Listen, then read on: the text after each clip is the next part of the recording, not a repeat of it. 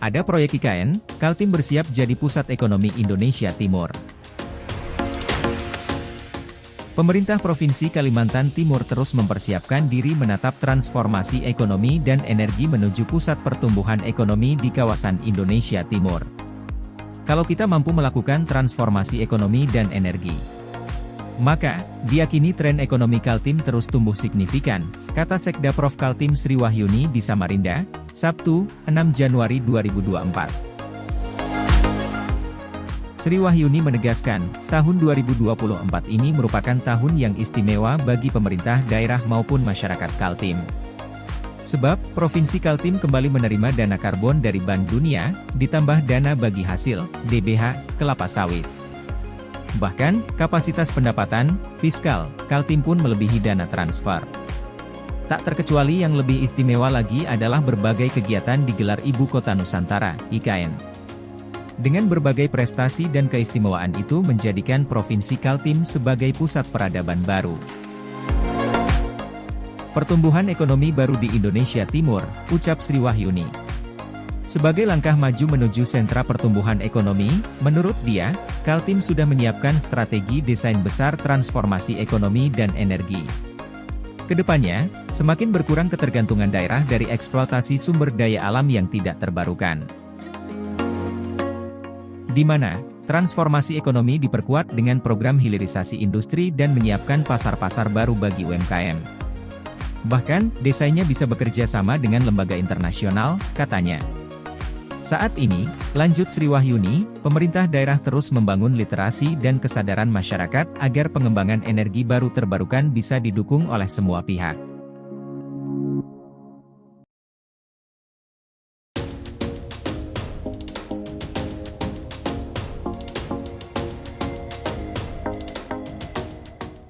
Teknologi AI diterapkan di IKN demi pemerintahan yang efisien. Otorita Ibu Kota Nusantara, OIKN, menyatakan teknologi kecerdasan buatan, Artificial Intelligence (AI), bakal banyak diterapkan di IKN demi menciptakan kota cerdas sehingga mengoptimalkan efisiensi pemerintahan dan meningkatkan kualitas layanan melalui smart governance. Pemanfaatan teknologi digital untuk tata kelola pemerintahan dapat meningkatkan transparansi dalam pemerintahan yang efektif dan efisien, kata Kepala OIKN Bambang Susantono dalam keterangan tertulis diterima di Jakarta, Jumat. Dia menyampaikan bahwa IKN dibangun sebagai kota cerdas dengan tata kelola pemerintahan yang efisien.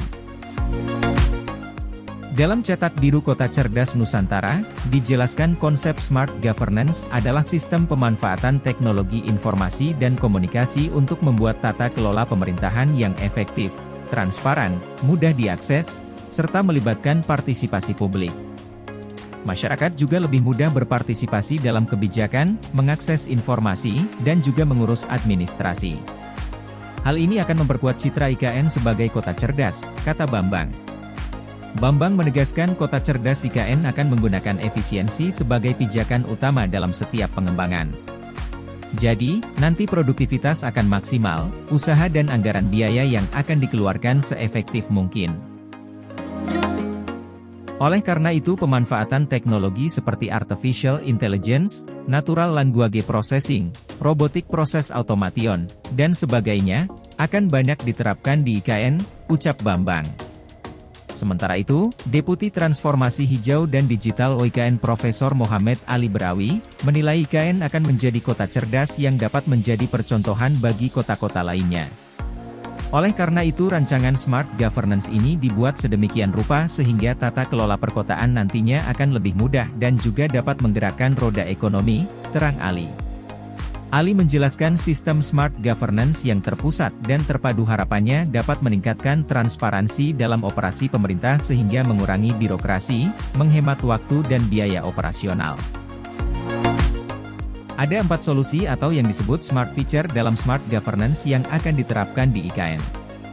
Mulai dari City Management of Landing Services, Digital Service for Citizen, Smart Business Permit, dan Smart OIKN, kata Ali. Lebih lanjut, juru bicara OIKN Troy Pantou menambahkan penerapan konsep kota cerdas di IKN akan membuat IKN bukan hanya efisien tapi juga inovatif dan berkelanjutan. Selain itu, harapannya bahwa partisipasi masyarakat yang tinggal di IKN juga akan semakin meningkat, kata Troy.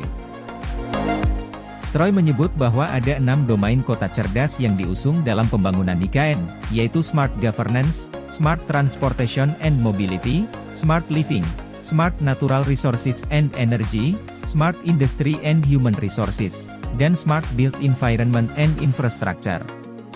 Dia menerangkan bahwa dalam cetak biru penerapannya, akan ada 3 komponen utama dalam pembangunan, yaitu perangkat lunak, software, untuk mengelola data dan operasi, perangkat keras, hardware, sebagai infrastruktur fisik, dan brainware, yaitu orang-orang yang mengendalikan dan mengelola sistem ini.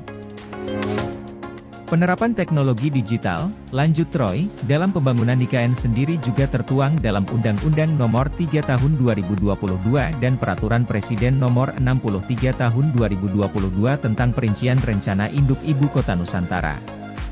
Salah satu Key Performance Indicators, KPI, pembangunan adalah mencapai peringkat paling tinggi dalam e-Government Development Index dari UN dan memperoleh nilai 75% dalam hal kepuasan layanan digital untuk aktor bisnis, kata Troy.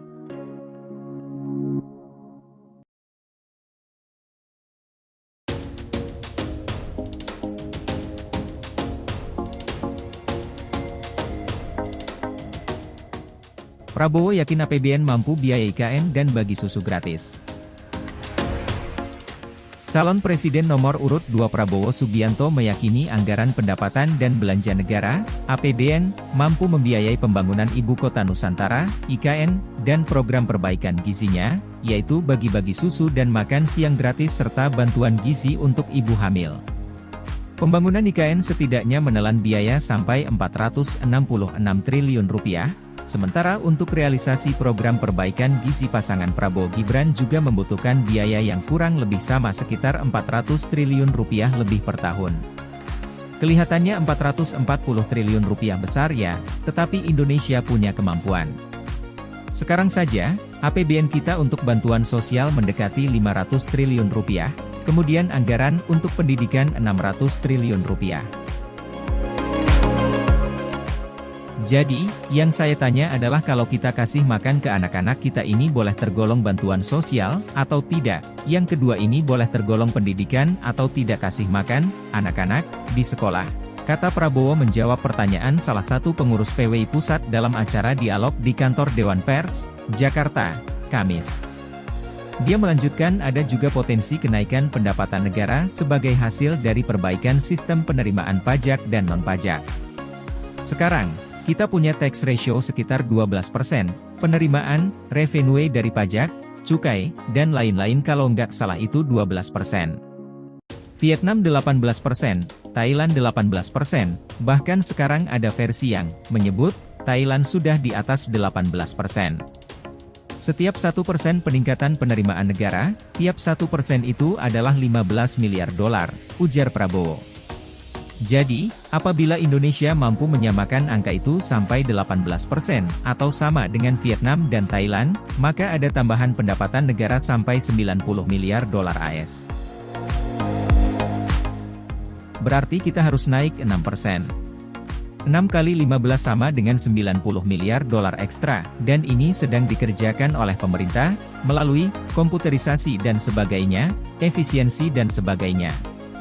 Kita bisa kok. Kita punya potensi yang luar biasa. Jadi, banyak peluang yang ada. Saya sangat optimistis kita mampu membiayai itu, tutur Capres nomor urut 2. Sementara itu, soal IKN, Prabowo meyakini Indonesia pun mampu. Anggaran kita sekarang untuk infrastruktur juga mendekati $300 triliun, kalau tidak salah dalam APBN sekarang $12 miliar. Apakah IKN bukan infrastruktur? Jadi, we can manage it, kata Prabowo.